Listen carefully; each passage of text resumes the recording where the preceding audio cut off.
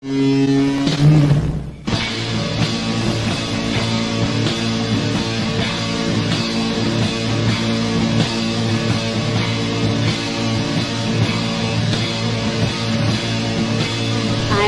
Morris with the NSA. We have identified some very, very interesting anomalous type of aircraft. Traffic is quite luminous and is exhibiting some non-ballistic motion, over. Move very rapidly at any speed or whether any direction it wanted to go, why it could change and go to the right or the left or go crossways without hesitating a bit. What do you think it was? Well, if they call it a flying saucer, that's what it is.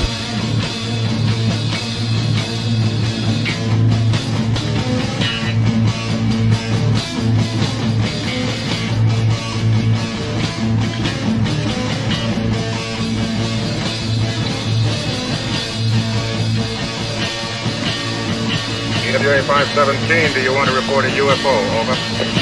Negative. We don't want to report.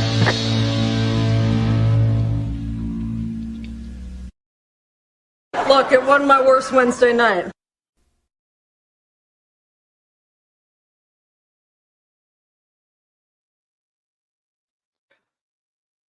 Hello, and welcome to another edition of Anomaly Now. I'm your host, Smiles Lewis. We are transmitting to you from Austin, Texas. This is the usually weekly news and media roundup for the nonprofit 501c3 Scientific Anomaly Institute, aka the Anomaly Archives, dedicated to the preservation of all things anomalous, popular literature, academic research, research materials, correspondence, weird reports of all types, whether it be about anomalous cognition, consciousness, ESP, psi, etc., remote viewing, out-of-body experiences, life after death, Atlantis, cryptozoology, Bigfoot, lake monsters, the whole gamut, all the way through paranormal, parapsychology, hauntings, poltergeists, and all the way to UFOs and UAP. Again, this is Smiles Lewis. Thank you for joining us. It is Wednesday, May 30th.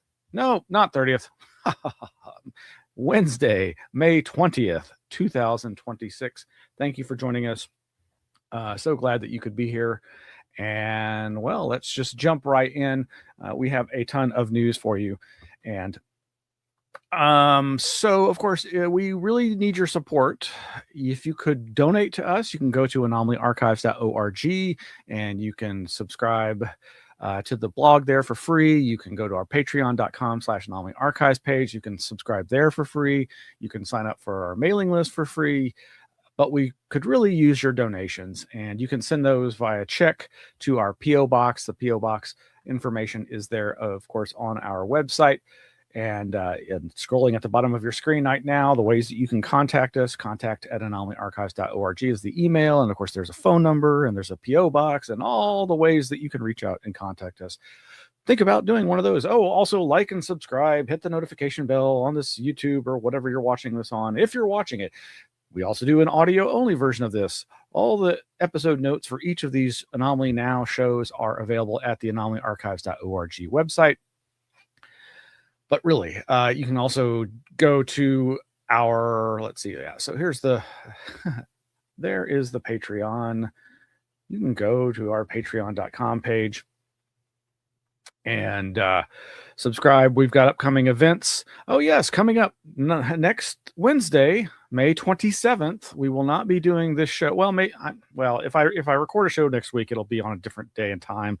Because normally this is usually Wednesdays at 7 p.m. Central Standard Time is when we air this show. But we're going to have our monthly Anomaly Academy lecture. This month is being presented by local paranormal enthusiast Megan Keith on altered states of consciousness using flickering light from the Paleolithic era, shamanic practices, countercultural substances to the modern state of neurological studies. That's going to be, again, presented by Megan Keith next Wednesday, May 27th for Anomaly Archives patrons. You can go find out more about that over at our Patreon page. And yeah, here is a placard for that. We hope that you'll consider joining at the Anomaly Academy tier so that you can get access to that. Who knows? Maybe we'll surprise folks and have that more widely available. Of course, you can also go over to our Flipboard. That's flipboard.com at Anomaly Archives. That's the @ symbol. Flipboard, BOARD.com/@ Anomaly Archives, and then click through and you can find just thousands upon thousands of news articles, some of which we'll be discussing today, right now, momentarily. So what do we have to talk about? Well, we always like to cover a wide variety of news, and there is some upcoming. What we got? Oh, right. Coming up, Summer Symposium 2026. That's right. The Center for the Impossible. That would be the AOTI Archives of the Impossible. They're at Rice University in Houston, Texas. They are presenting Breaking the Taboo, Reviving Academic UAP Abduction and Experiencer Research, free online-only event, Friday, July 10th, 2026, organized by Karen Austin, the director of the John Mack Institute. This link information is actually at johnemackinstitute.org. And you can register for free. Again, organized by Karen Austin, Michael Bolender, and Kimberly Ingalls. Excellent people to be organizing this event.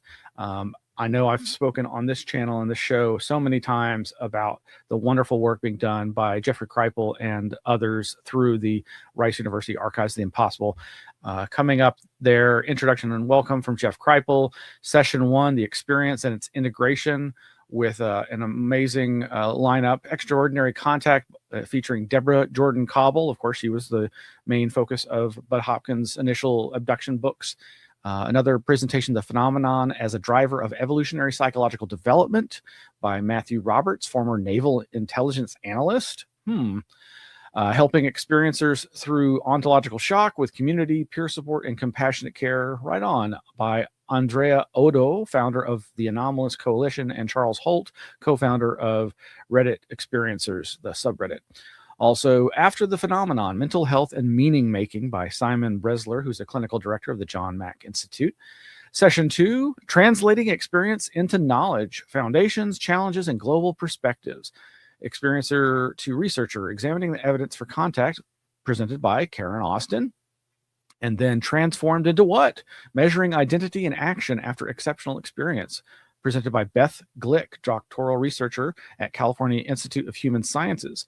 Oh, and Pan-African Ufology, Africa's Experience with Non-Human Intelligence, presented by Tim Morithi, professor of African Studies, University of Cape Town, South African representative to the International Coalition of Extraterrestrial Research, that's ICER. Session 3, Normative Questions, the Ethics of Contact, quote unquote, not without my consent, the human ethics view on the use of force by alien intelligence and encounters and with humans, presented by Michael Bolender, chair in global law and SETI policy at Durham University. Another presentation, The Limitations of Anthropocentric Ethics, Navigating Morality Amidst Epistemic Gaps, presented by, yes, Kimberly Ingalls. And then Response and Commentary, Brenda Densler, author of The Lure of the Edge. Right on. Fine, fantastic. Got to go check that out. Free online event, folks. Can't beat that. There's a bunch of other great stuff going on. We've got over at the show notes page, we've got links to the Society for Scientific Exploration. That's the SSE. They've been doing a series of Maverick talks that you can find out more about. Coming up in June, next month, SSE, Society for Scientific Exploration, are doing their 2026 conference, and you can find out more about that. And the SCU, the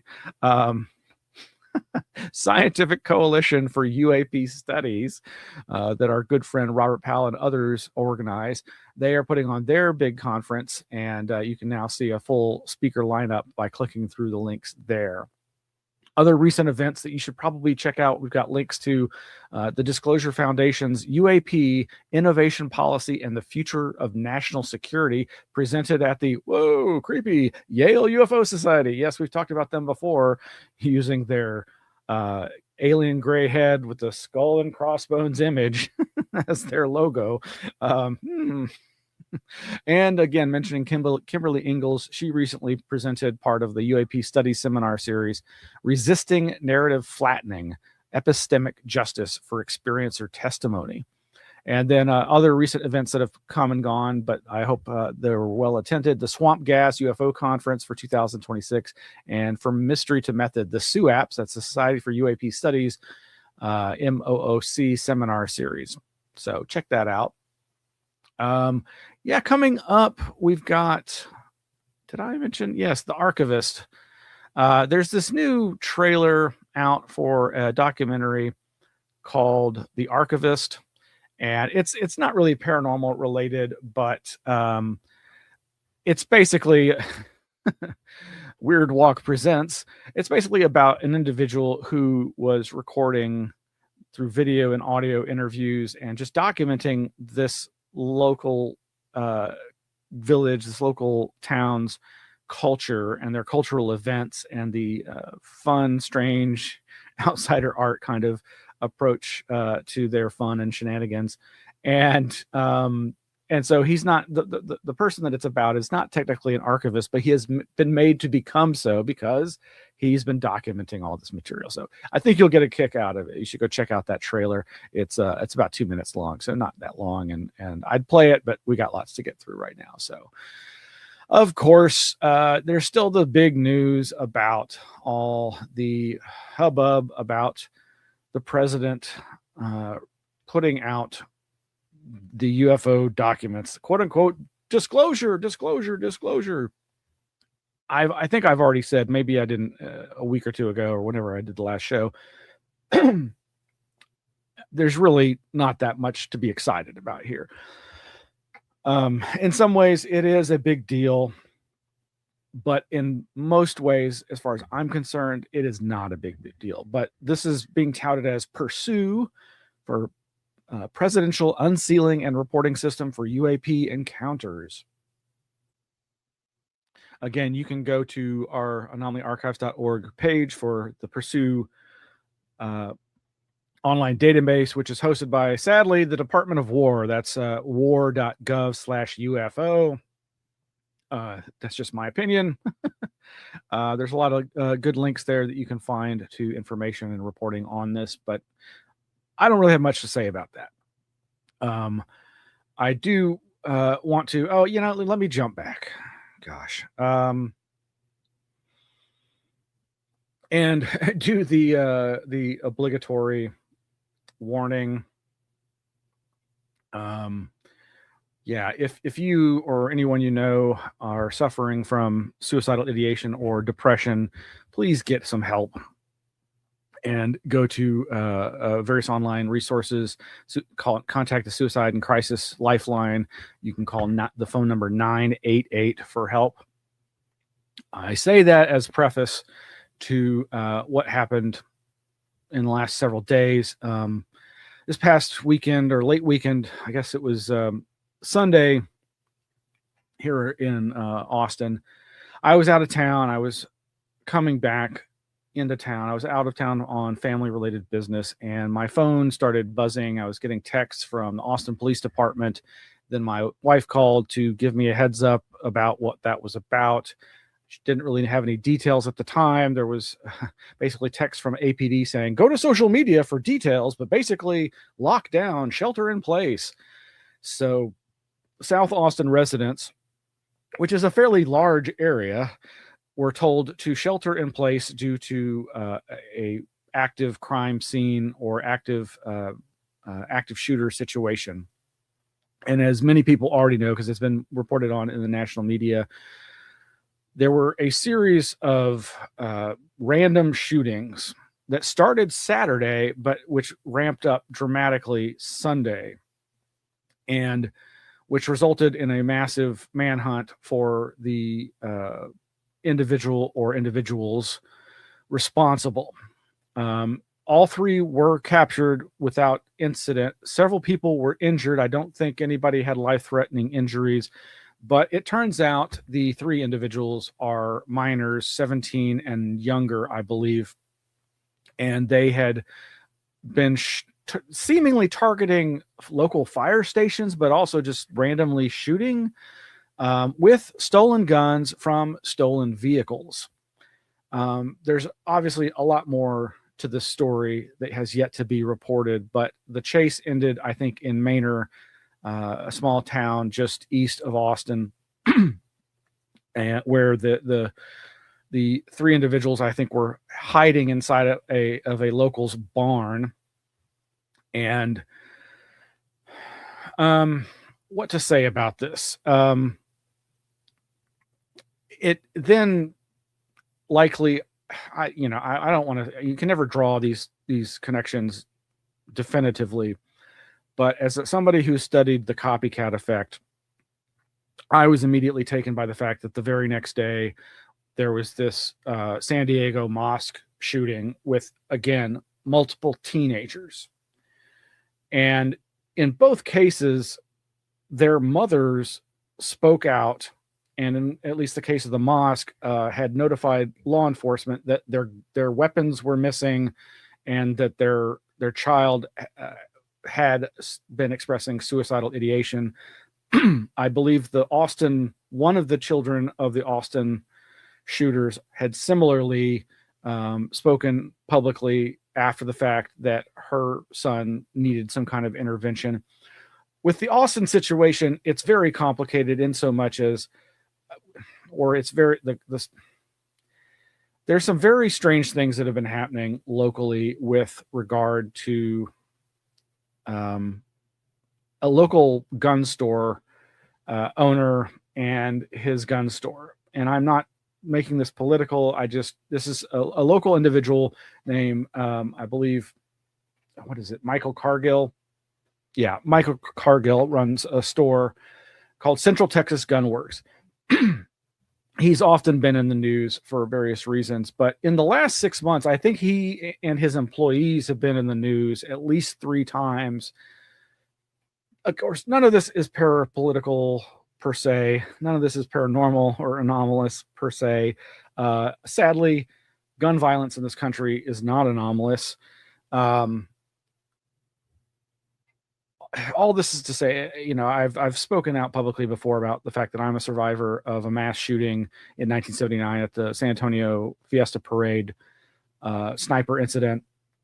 And of course, our country has just gotten worse in this regard ever since. And it just feels like these two events, a lot of the reporting is focusing on the use of license plate readers to catch the individuals. Obviously, there are a lot of controversial cameras being deployed across the country and getting a lot of pushback from people. Here in Austin, there's been pushback from locals to remove them or cease the contracts with some of these surveillance cameras that use license plate reading technology. All of this is just to say, please be careful and try to help people who are in psychological mental distress, so that we don't get to this kind of a situation. But it just seems very strange that these things are ramping up and that there perhaps is a change, a mutation in the copycat effect that's creating a much stronger crossover with hate crimes and rage shootings and just random acts of violence by teenagers whose brains have not fully developed yet. Maybe there's much more going on here than that. Maybe there's something truly strange, but I don't know. I just felt obligated to talk about that.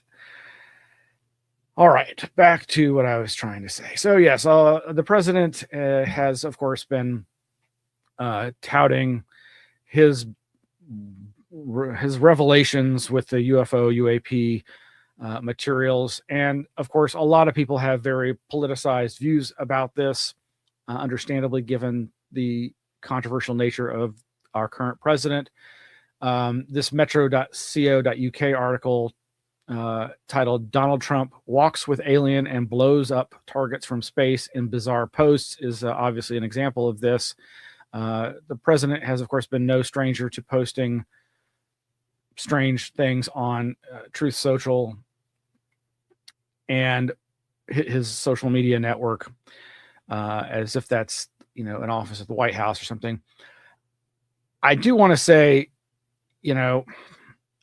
one of the images he posted, which you can see here, it's an AI generated image. All these images are AI generated, is a very realistic looking but fanciful image of him walking next to a captured humanoid alien, a big gray alien with big black slanted eyes, who is in chains. And I gotta say, and this is just me personally speaking, this image to me strikes me as being very provocative. To me, it evokes subtle racism in terms of, it looks like a slave. And literally, the alien is in chains and they're being escorted by men in black and the military in the background. This is the kind of junk we're dealing with. Yeah.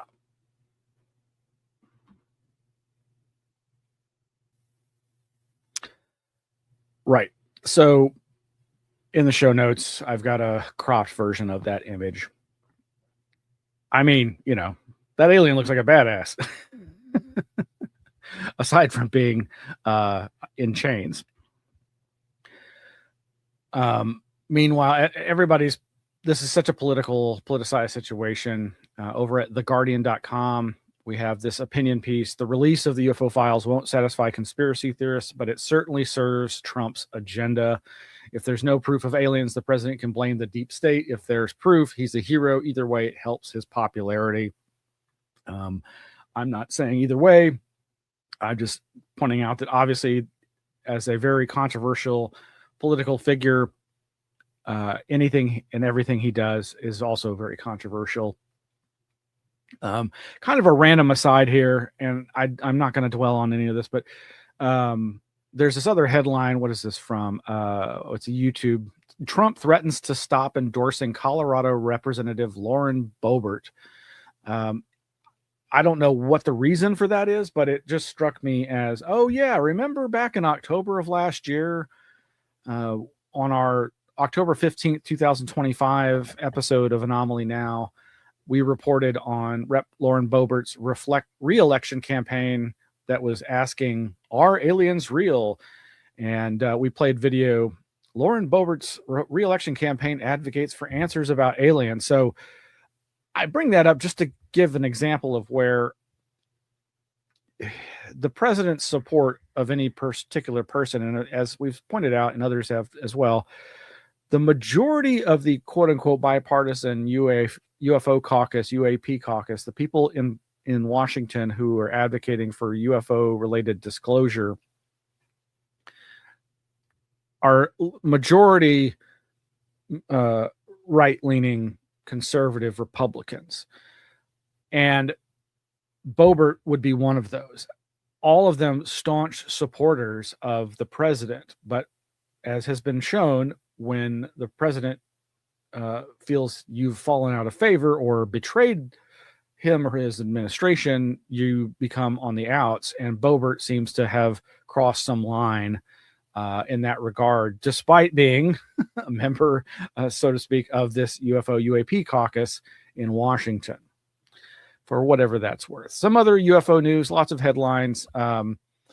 Over at sentinel-news.org, France's National Assembly to host UAP conference, one of the oldest countries to have a public official UAP investigation group, GEPAN, that's GEIPAN, will be hosting the conference, which will be exploring the topic of UAP, quote, beyond the realm of fantasy, unquote. This is written by Baptiste Friscore over at sentinel-news.org. It says, in an intriguing Facebook post, Arnaud St. Martin, MP, announced that he will organize the conference on June 29, 2026, in the largest hall of the National Assembly, which seats 250 people, with the support of the Space Studies National Center, CNES GEPAN.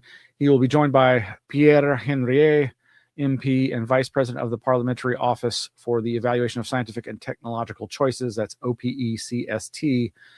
The OPEXT is, quote, a joint advisory body to the National Assembly and the Senate, comprising 18 members of the National Assembly and 18 senators. Its remit, as set out in the law, is to, quote, inform Parliament of the implications of scientific and technological choices with a view in particular to informing its decisions, unquote. It thus provides Parliament with the expertise needed to inform long-term policy decisions. This is just to say that, you know, we are seeing a shift across the planet of a more respectability level with regards to UFOs, largely due to this post-2017 rebranding as UAP. But I would also add, France has been kind of at the forefront, so it's not that unusual for them to be making these kinds of moves. All one has to do really is check out Jacques Vallée's work on this, and you can find out more about the backstory of the long history of UFO investigations by the French government. Some other headlines. There's a great podcast called UFO Talker. One of the more recent episodes features Dr. Richard F. Haynes talking about UFOs during the Vietnam War, including a UFO that hovered over Nha Trang Air Base and cut off all power. And wonderful friend of the show, Massimo Teodrani, has uploaded to, where is that? Where did he upload that to? It's a PDF that you can download for free from researchgate.net. And that is The Physics of the Impossible, Possible, 6 Theoretical Physics Models for Anomalous Aerial Phenomena, including wormholes, brains, plasma, and beyond. Now, as he stresses, this is not a UFO book.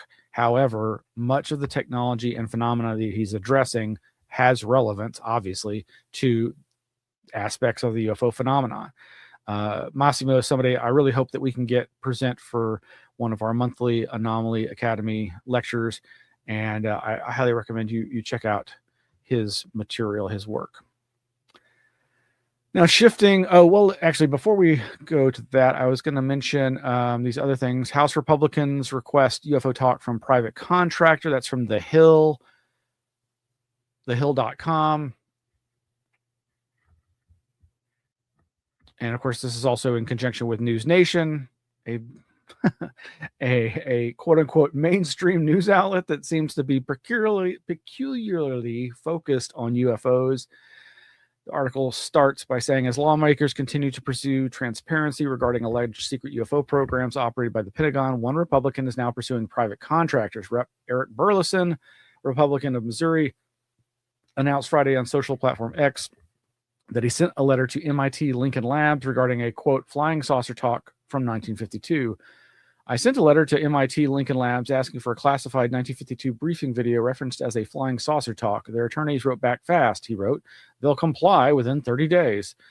Congressional letters carry weight. We are going to keep sending them. Whistleblower David Grush, whose technology regarding alleged secret retrieval programs for UFOs, or UAP, kicked off a series of congressional hearings, has stated private contractors are being used to make it more difficult for lawmakers to obtain information on certain programs. This is an old idea promulgated by a number of different people, Jacques Vallée, Hal Puthoff, and others, that indicates that this could be a way, has been a way for the military-industrial complex to sidestep FOIA and congressional oversight with these black projects, these black budget-funded programs, allegedly. Also, there's a good video that you'll want to check out. Social Intelligence About UAP Abductions, put out by Human Institute. The description reads, Dr. Ron Westrom, Emeritus Professor of Sociology at Eastern Michigan University, speaks about the cultural dynamics and impediments that influence the recognition of the impact of NHI, non-human intelligence. His talk will focus on abductions, one of the harder pieces of data for conventional science to address. I really am looking forward to watching that. Now, moving into the realm of conspiracy. So, of course, this administration has been pushing this supposed government transparency, government weaponization agenda, trying to declassify masses of files that have typically been categorized as fomenting conspiracy theories, such as the JFK files, JFK assassination files, the RFK assassination files, the Martin Luther King MLK assassination files. But of course, they've also been charged with uncovering the secrets, making transparent secret documents and government operations related to things like everything from 9/11 to COVID, etc. Well, there was a very interesting hearing held recently featuring a quote-unquote CIA whistleblower, James Erdman, Erdman III, who testified before the Senate Homeland Security and Governmental Affairs Committee. And yeah, some very interesting tidbits in there. I'm going to go ahead and play a couple of clips from that. Here we go. I am a career CIA operations officer, and as you mentioned, I was on joint duty assignment at the Office of Director National Intelligence Directors Initiatives Group, or the DIG, between March 2025 and April 2026. I was responsible for leading the DIG's investigation into COVID origins, anomalous health incidents, and unidentified anomalous phenomena.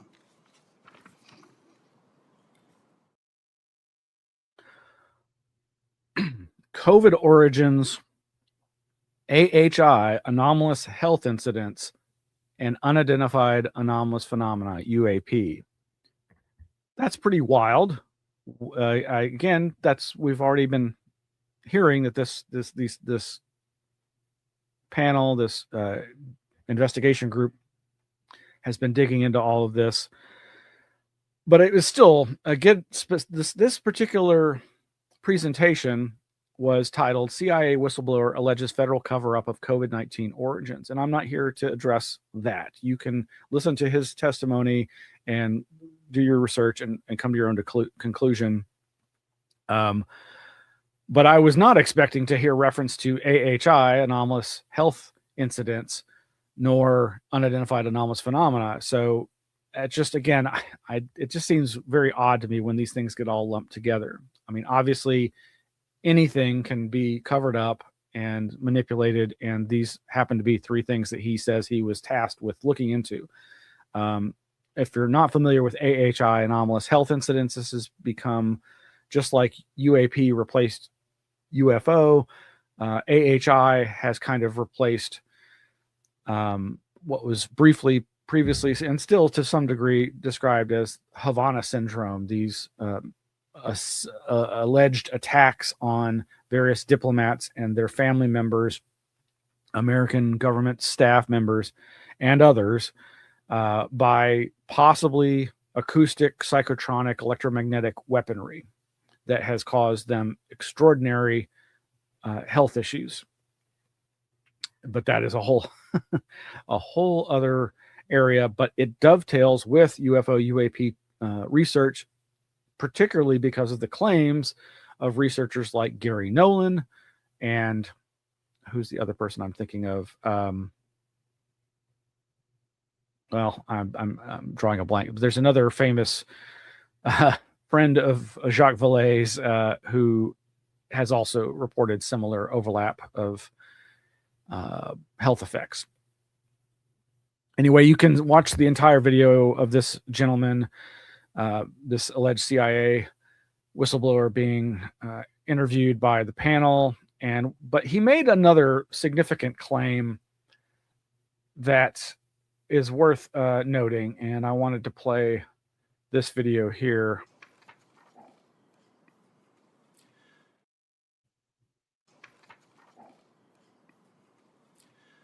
When the DIG ceased operations, the CIA also took back 40 boxes of JFK files and MK Ultra files being processed for declassification by DNI Gabbard. Now, that is just a brief aside, but it created a little bit of a stir in so much as Rep. Anna Luna, one of the UAP caucus members and one of the leading drivers of the UFO UAP disclosure movement on the part of these right-leaning Congress people. She has threatened to subpoena CIA over MK Ultra files. Now, she went on, I guess, News Nation and made this claim about what this supposed CIA whistleblower has said. And it's kind of just a weird one-off too, just with regard to this. First of all, obviously, with all of these big information dumps, JFK files, etc., or with like the Epstein files, there have been these massive dumps of data. However, it's often done in a very haphazard, to say the least, manner. And as several people have pointed out, several reputable news outlets have reported, with the Epstein files particularly, it's estimated that only 3% of the data has actually been released. So there's still the majority of data has still not been released. Well, obviously that's likely the case with the release of the UFO files, the JFK files. And in fact, again, the current president has for some time advocated for the release of the JFK files, as have so many for so long. But there's always pushback from the intelligence community saying, there's reasons for us to not release certain things. One would think they could redact the most sensitive information, which is usually what they've done under the situations dealing with FOIA, etc. But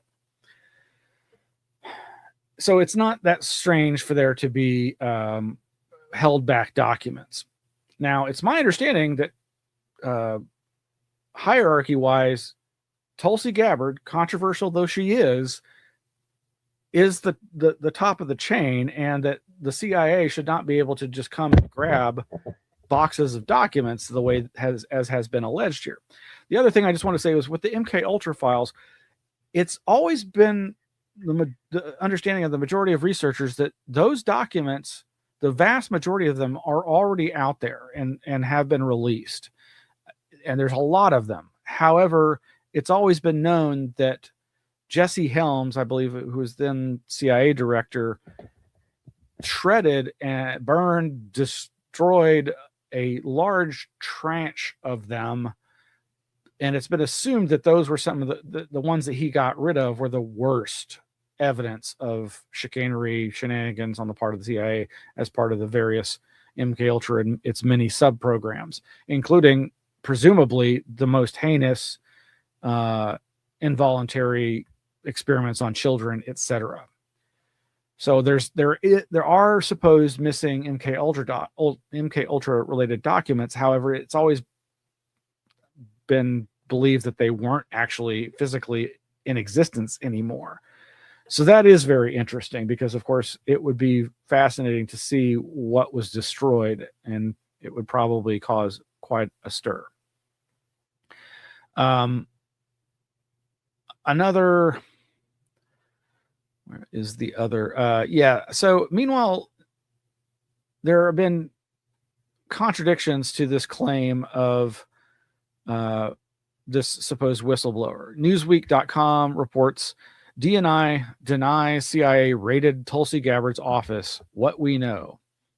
And this is very brief, but it reads, a spokesperson for the Director of National Intelligence is denying claims that the CIA raided DNI Director Tulsi Gabbard's office to seize dozens of boxes containing files related to the MK Ultra program and assassination of President John F. Kennedy.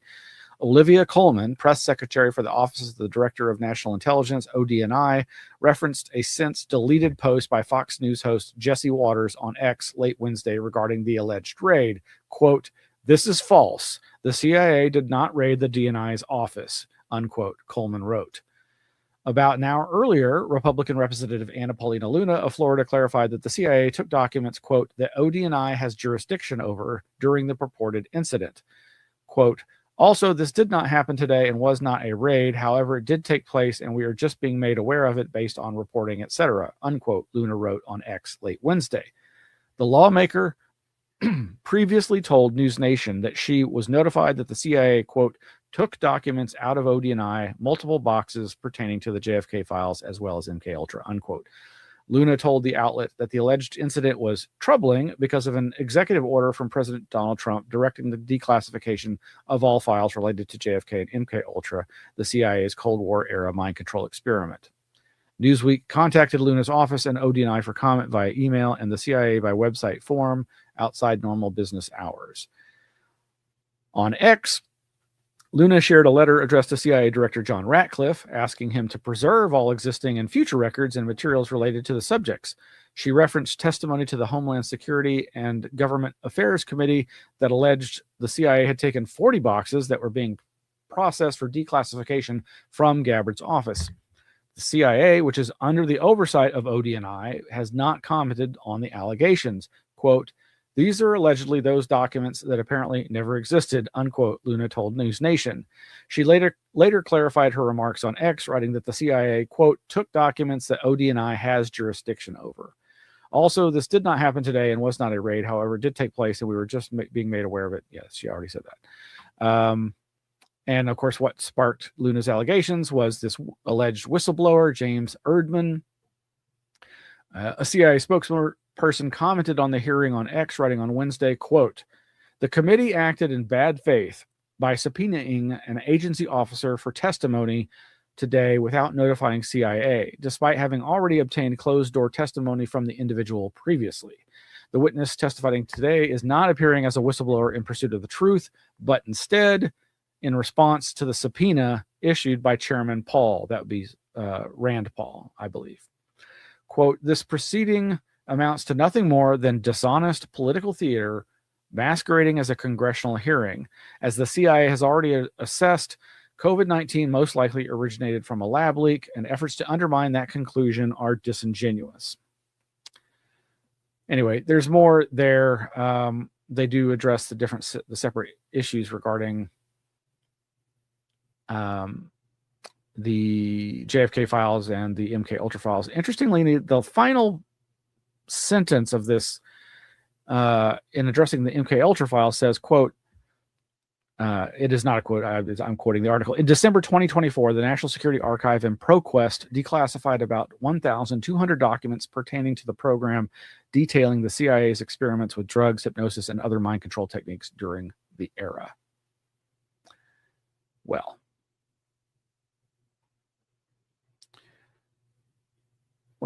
let's take a break and we'll be right back. Okay, just briefly jumping, keeping with Representative Congresswoman Luna. Interestingly, the Soul Foundation recently put out a video where they interviewed Congresswoman Luna and Dr. Avi Loeb on breaking UAP disclosure news. Haven't had the chance to watch this, but I'm a little surprised at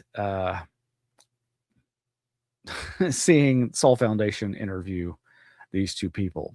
Not that there's anything wrong with that, but there you go. All right. What next? Well, I was going to make my way to, yes. Where is that? Yes, paranormal news, paranormal and parapsychological news. Just briefly, there's a new video out by CBS Texas, News Channel 11. Major restoration aims to bring Mineral Wells' iconic Baker Hotel back to life. If you're not familiar with all the many towns in our great big state of Texas, Mineral Wells is one that has its, of course, its own interesting history.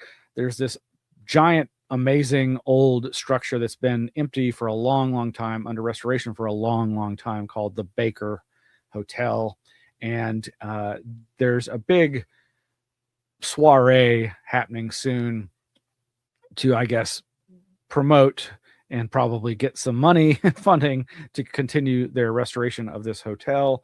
But as you might expect, it has its own history of being haunted. So there's a number of links out there about the various haunting stories related to the Mineral Wells iconic Baker Hotel.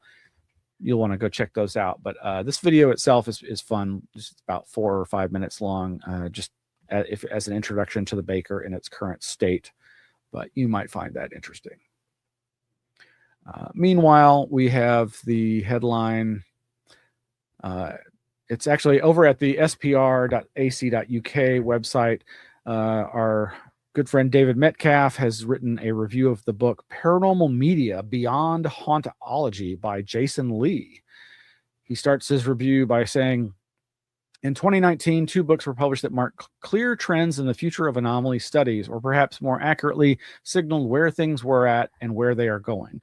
The 2 books were The Flip, Epiphanies of Mind and the Future of Knowledge by Jeff Kripal, 2019, and American Cosmic UFOs, Religion, and Technology by Pasolka, 2019. Both highlight a pivot from the standard academic practice of utilizing the outre as the foil against which to frame abstract theory or a subject to be used as a marketable frame to introduce academic discussions that have nothing to do with the anomalous.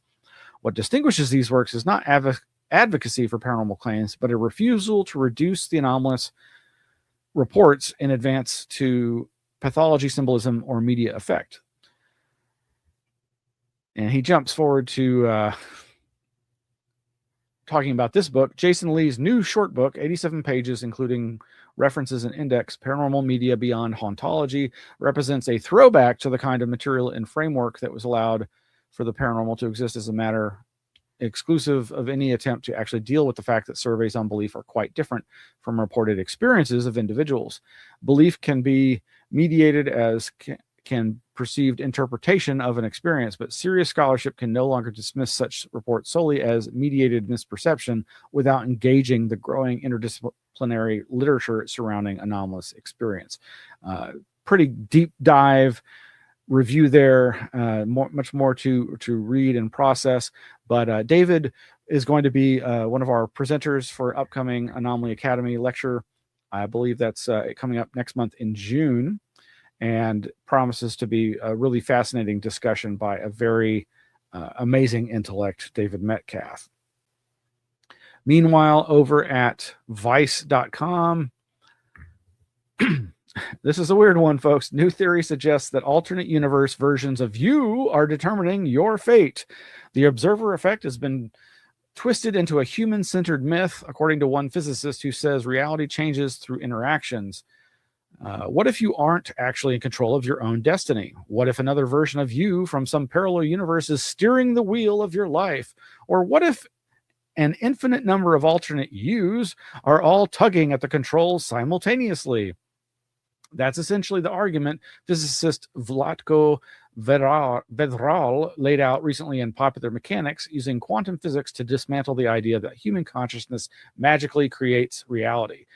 First, let's start by defining the observer effect, because it's the widely accepted idea that Vedral is smashing apart. The observer effect is the idea that simply observing or measuring something inevitably alters it.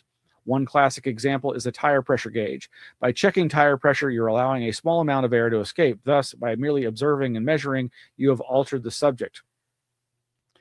A physicist says quantum physics may be stranger than the observer effect.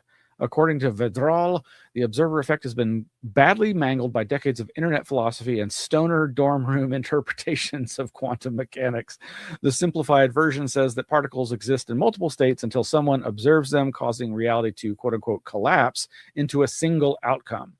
The idea became so popular and widely accepted, largely for the wrong reasons, that it even trickled down into New Age spirituality, where people tried to manifest wealth with positive vibes, assuming that they can pull the strings of the universe with their mere acknowledgement of said strings. The observer effect is a very human-centric concept that may even seem a bit arrogant. Yeah.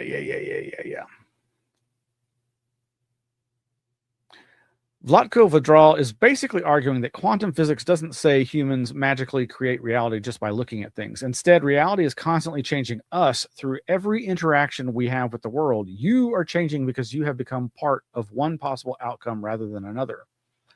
Vidral then takes the idea even further, suggesting that all these alternate versions of reality still technically exist and may even influence one another under very specific conditions. In simple terms, there may be countless slightly different versions of you constantly being created by every tiny interaction you have with the world, most of which you'll never notice. It's a lot to wrap your head around. It's the kind of thing you probably shouldn't even begin to contemplate before you've had your morning coffee or 5 morning coffees. And an Adderall. Yes. Okay. Well, enough of that. And let's see what was up next on the agenda. I'm going to have to call it. There's some other great articles you might want to check out under our Consciousness, Mind, and Beyond.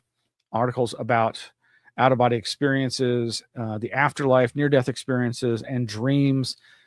Some of those headlines, they said they left their bodies over at futureincosmos.blogspot.com, as well as she died during routine surgery. Scientists think her brain simulated heaven, but is that the whole story over at popularmechanics.com?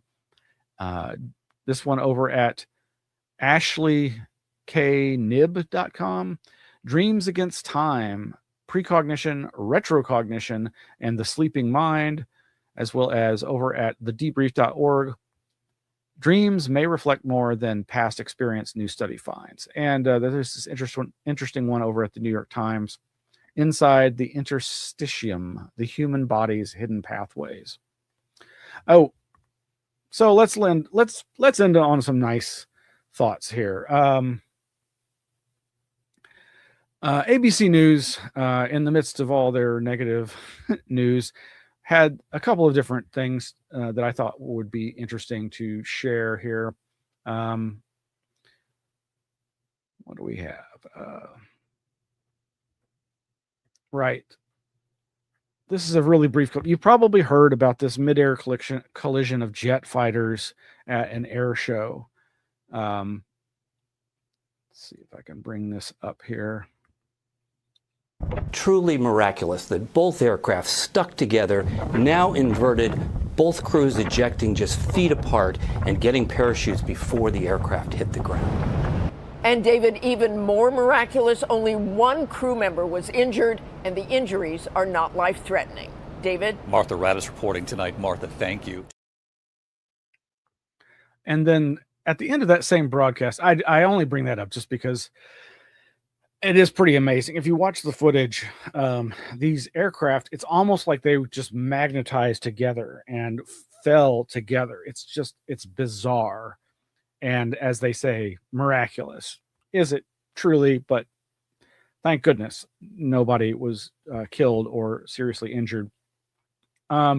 This last thing, there may be a very prosaic explanation, but it just falls into like, was this prophecy by a 4-year-old child of her own future marriage?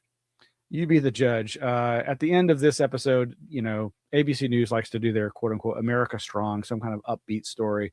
And it says basically, bride's dad surprises wedding with recording of his daughter talking about her future husband at the age of 4. Check this out.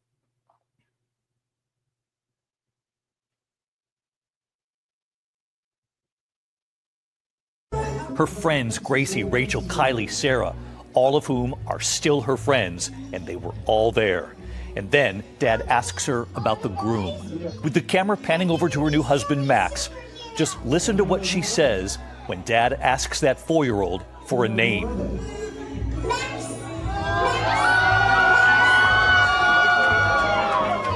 She says Max. Her new husband, Max, shocked. The two met in college, but somehow Jordan naming Max 26 years ago. And right here tonight. All right. Whatever. Not that miraculous, perhaps, but interesting, fun, heartwarming story. All right. Please hit the like and subscribe button, notification bell, all that good stuff. Please do consider joining Anomaly Archives, Patreon, etc. We've got lots happening here in the future.